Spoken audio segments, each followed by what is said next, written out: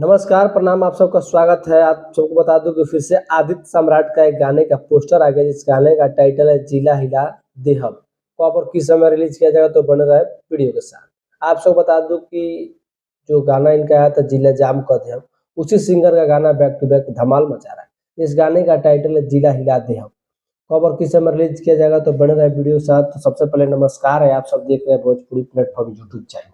आप सबको बता दूँ, इस गाने को गाए हैं आदित्य सम्राट और खुशी कक्कर की आवाज़ में इस गाने को सुनेंगे। इस गाने को रिलीज़ किया जाएगा जिया म्यूज़िक वर्ल्ड पे। आप सबको बता दूँ, इस गाने में दिखेंगे मुस्कान केटी।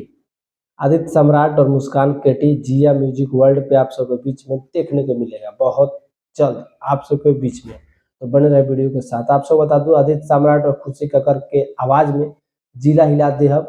और आप सबको बता दूँ, इस म्यूज़िक को यानी म्यूज़िक दिए हैं इस गाने का। आप सबको बता दूँ, दिलखुश यादव इस गाने का म्यूज़िक दिए हैं और इस गाने को लिखे हैं रवि यादव। समझिए कमबैक हो रहा है आदित्य सम्राट का। काफ़ी बहुत सारा गाना इनका बजा है, आपने सुना होगा जिला जाम कर दे हम, तोरेला जिला जाम कर दे हम, बैक टू बैक इनका गाना आता है।